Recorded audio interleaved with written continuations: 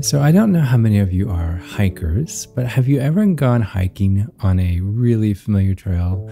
Or maybe it's just somewhere that you walk frequently, right? The path it's worn from years of footsteps, just winding through these gorgeous trees. And you always take the same path because you're going to the same spot that you just want to sit, or maybe it's a beautiful view.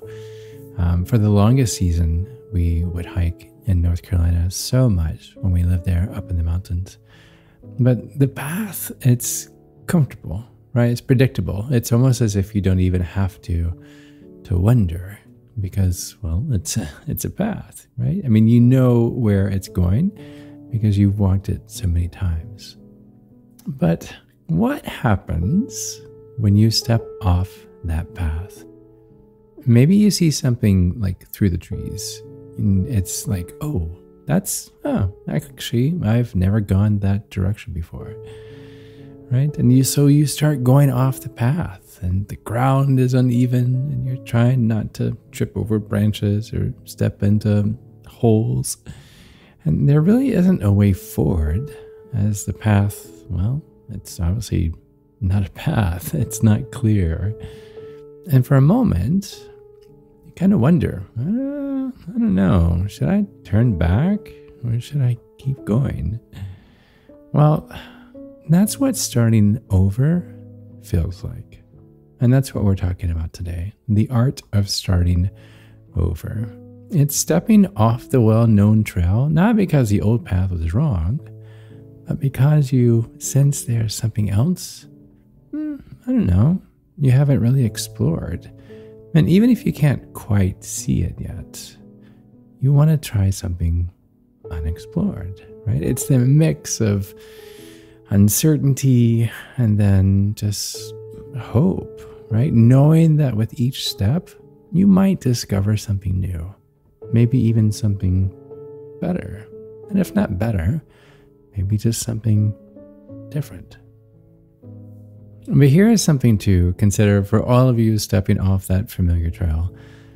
Starting over, it's not about forgetting the path that you have been on.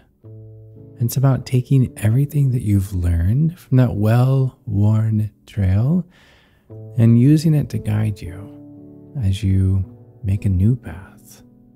But it's not about forgetting the path that you've been on.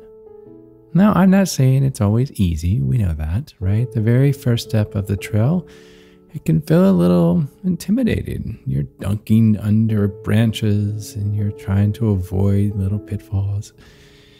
And, it's the same thing like, when I decided to change my whole career with music, I spent most of my life pursuing jazz, right? It was fun, it was exciting, and it pushed me. It's really scholastic and really very creative.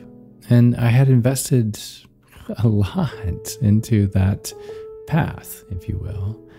But one day I realized that the trail that I was on, it wasn't leading me where I wanted to go anymore. And, there's that mix. You're kind of torn because you're so invested, but you're also kind of like, but is this really where my heart is leading me to? So I stepped off the path of pursuing jazz. I mean, I still practice it, and I still love it, and I still listen to it. But I moved into something entirely new, right? Not knowing what was ahead, but that's where my heart was pulling me towards, which was more of the solo piano, neoclassical minimalist, right? And it felt like I was jumping off a cliff and just hoping that I would figure out how to fly on the way down. But the thing is, that change was roughly 10 years ago, and I don't regret it a bit.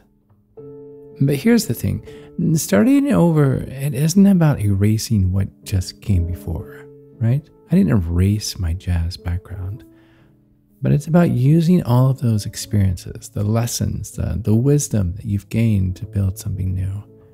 You're not forgetting who you were. You're simply deciding who you want to be next. I'm going to say that again. You are not forgetting who you were. You are simply deciding who you want to be next? So let's dive in.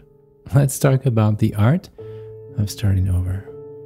How do we embrace new beginnings with a sense of excitement, even when they feel like you are jumping off a cliff, hoping to learn how to fly on the way down? How do we find this courage to turn the page and write a new chapter? Well, let's find out. I'm Chad Lawson, and let's calm it down in 3, 2, 1. So first things first, starting over doesn't mean that you have failed. I'm going to say that again. Starting over does not mean you have failed. I think that's something we often forget, right? I mean, a lot of us, we resist change because it feels like we're admitting something went wrong or that we didn't get it right the first time. But life isn't about getting everything perfect on the first try. It's about growth. It's about learning as we go. Yeah, think back to when you were first learning how to ride a bike. Did you give up the first time that you fell over? Of course not. You got back up, maybe with a few scrapes and bruises, but you tried again. Well, starting over is a lot like that. It's not failure. It's just part of the process of moving forward. And now, on those days where it's just beautiful outside and you get on your bike and you have the wind in your hair and all of the things and you just are enjoying the moment, you don't look back and think about those bumps and scrapes and bruises from when you first fell over. So if we can, let's change the way that we think about new beginnings. So instead of seeing them as endings, let's look at them as chances. Chances to realign with our values, chances to realign our dreams, and to use everything that we've learned along the way. Starting over gives us the chance to surprise ourselves with what we are capable of. Yes, even falling off a bike and then getting up again. It shows us that completely. Now, that doesn't mean it's always going to be easy, right? Change, even positive change, it can be uncomfortable. Our brains are wired to prefer what's familiar, even if it's not the best for us. So when you step off the familiar trail into something new, it's normal to feel a mix of emotions. It's all of the things. It's excitement, it's fear, it's hope, it's uncertainty.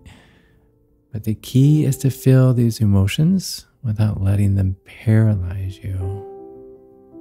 So here, try this exercise. I like to use this when I'm facing a really big change or a new beginning. I call it the what if flip. And I talk about this quite often because it's really impactful. When we are anxious about change, we tend to think of all of the negative what ifs. What if I fail? What if this is a mistake? What if I can't handle it? But if we trip that what if to the positive, what if this is the best decision I've ever made? What if I discover strengths that I didn't even know that I had? Or what if this new beginning leads to an amazing opportunity that I can't even imagine yet?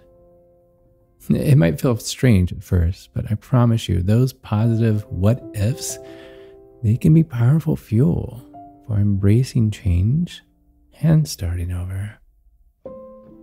And then another important part of starting over, are you ready for this? Forgiveness. Especially self-forgiveness. A lot of times when we are closing one chapter and beginning another, we get stuck on regrets. We think about what we should have done differently, where we went wrong, or sometimes how things could have just played out better. But I want you to remember what we talked about in episodes on scars, if you go back and find that one, called Scars of Hope. Those experiences, even the painful ones, they have shaped who you are today. They have taught you valuable lessons. So as you step into this new chapter, I invite you to practice forgiving yourself. Forgive yourself for any perceived mistakes or any perceived shortcomings. I know it sounds strange, but thank those experiences for what they have taught you. Thank them, and then give yourself permission to move forward. Because starting over, it's also a chance to really just set and understand where you want to go. What are the values that you're aiming towards in life? Like what really matters? Because sometimes we get so caught up in the process and the doing and the hustle and the grind that we lose sight of the bigger picture. We stop asking ourselves the important questions. So a fresh start, it allows us to pause and to reflect. What do I really want? What kind of life do I need to create? Who do I want to be?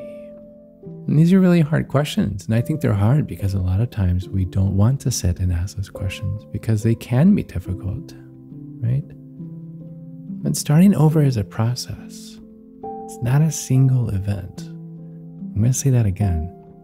Starting over is a process, not a single event. So give yourself the grace to explore, try new things, and to change direction if you find that you need to.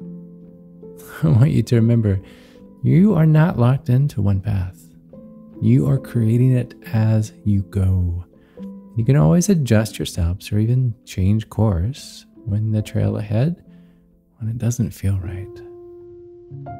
Okay, so now let's talk about some practical steps for embracing new beginnings. One of the very first things you can do is just create a small ritual to mark this transition. It doesn't have to be big, does not have to be elaborate. It could be something simple, like starting a new journal, right? Or even rearranging your space, or just writing down what you're leaving behind and what you're moving towards. Because it's an acknowledgement of both, right? These little rituals, they signal to your brain that you are entering a new phase. So when we do this, we make the change more intentional. We make this change more meaningful. And then surround yourself with support. Starting over can feel so lonely at times, especially if the people around you, if they are used to the old, quote unquote, you. So reach out to friends or some family members or mentors who can just encourage you along this way. Don't be afraid to ask for help when you need it. You know, what I found is most of the time when someone can help, they do.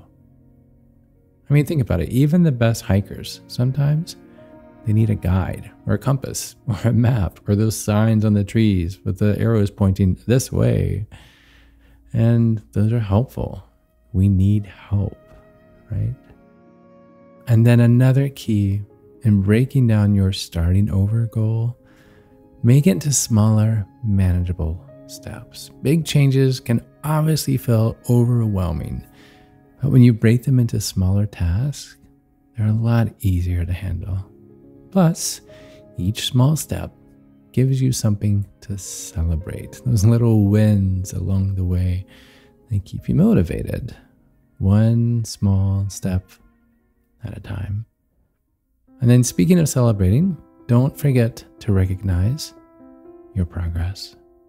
Starting over takes courage, and every step forward, it is worth stopping and looking back and celebrating the step, even if it's super small. Because whether you're making a new connection or learning something new or just simply feeling more yourself and who you are, each step counts. So I'm going to leave you with this. This is the most important one in my opinion. Be patient with yourself. Starting over is not easy.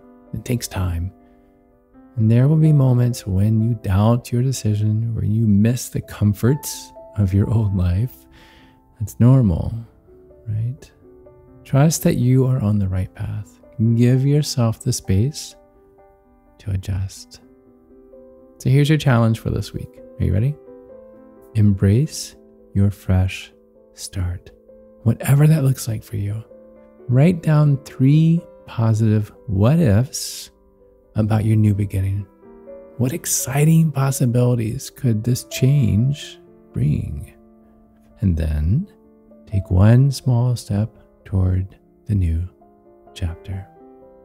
3 simple, positive what ifs. Because be ready for them, because you are going to need them. You're going to have those days where you need a little wind in your sails. And so as we wrap up, I want to leave you with this thought. Are you ready? You are not starting from scratch. You are starting from experience. I'm going to say that again. You are not starting from scratch. You are starting from experience. You're taking everything that you've learned so far and using it to build something new. And that is a beautiful direction. So, thanks. Thanks for trying different paths, for being courageous. Thanks for listening. Thanks for living. And thank you for being brave enough to start over. You have this. And I'm so excited to see where this new beginning takes you. Until next time, be kind to your mind and join me again as we calm it down.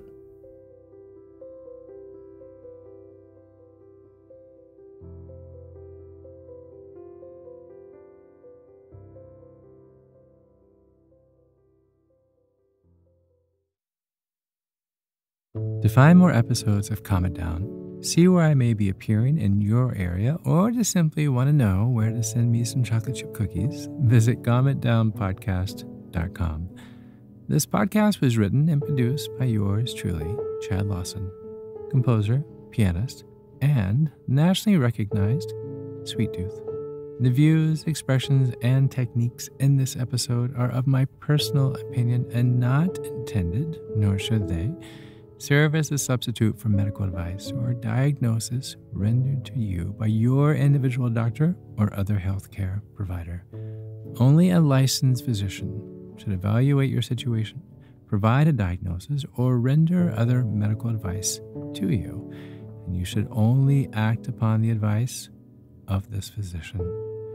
Now, I'm an extreme empath by nature, but my profession is that of a composer and pianist, not a licensed therapist or physician. I hear from thousands of listeners how my music has helped them through various stages of emotional needs, and I simply want to offer this in future podcast episodes to aid those needs. So to find a list of licensed professionals in your area, please visit calmitdownpodcast.com. And if you've enjoyed today's episode, please leave a review, or better yet, share it with a friend. While it takes less than 60 seconds to do, its impact will last for years to come, as every little bit helps in growing the awareness and the importance of mental and emotional health. Thank you for listening. Thank you for living. And until next time, be kind to your mind and join me again as we calm it down.